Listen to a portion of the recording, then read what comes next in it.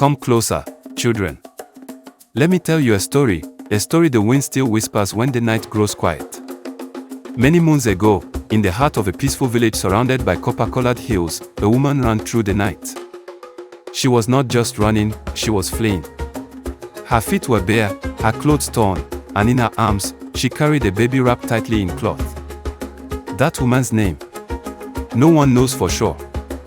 But her face was marked with fear, and her heart beat louder than the drums that would one day echo her story.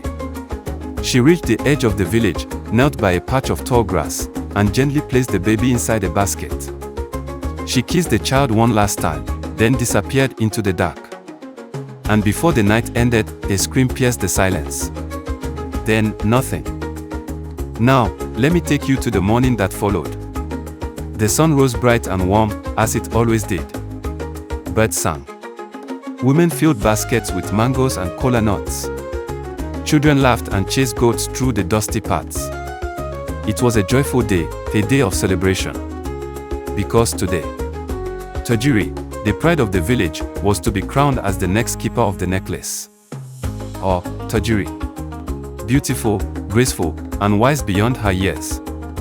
Her smile could calm a crying baby, and her voice, as soft as rain on dry soil. Inside the preparation hut, old Mama Ayoki, the maid, was fixing Tajiri's beads. Rama, Tajiri's playful cousin, was doing her hair, humming songs of old. But Tajiri, her mind was far away. Her eyes kept drifting to a painting of her late father, a man the village once called a lion. Then suddenly, the drums outside stopped. Voices rose.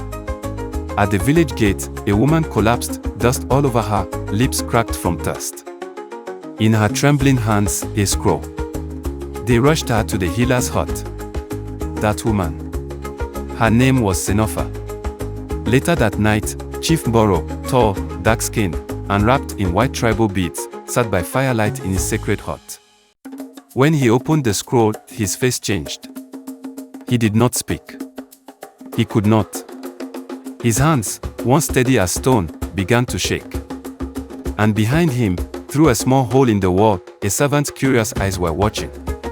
Now, far from the palace, in a blacksmith's corner, another story was unfolding. There, Oriri, the village blade maker, sharpened swords under the flicker of fire. Beside him, his blind father slept soundly. Oriri hummed a song no one remembered anymore until a strange wind whispered into the hut. He stopped, lifted a floor tile. There, hidden beneath an old leather book. Inside the book, in red ink, was a message. The blood you shed was not yours. When the sky turns red, follow the voice. Elsewhere, Tajiri could not sleep. That golden box with the sacred necklace sat before her. Rama was already snoring, lost in dreams. But Tajiri, she was restless. Then, a knock at the window. A note slid through the crack. She opened it, and the words chilled her heart. Do not wear the necklace. It will burn the unworthy. She rushed to the window. But the night was empty. No footsteps. No shadow. No one. Meanwhile, Zinafa, the woman who had brought the scroll, opened her eyes in the healer's hut. The scroll was gone. Sitting nearby was Sefiu, the healer's little apprentice girl, watching her like a curious bird. Zinafa didn't speak. She just stared at the ceiling and whispered to herself. Even I don't know anymore. At sunset, Zinafa walked alone up the highest hill. From there, she looked down and saw the village, peaceful, innocent, unsuspecting. But then, the sky began to change. Slowly, silently, the clouds turned red. Not from fire. Not from storm. But from something old. Something coming. And there, under that crimson sky, Zinafa felt it in her bones.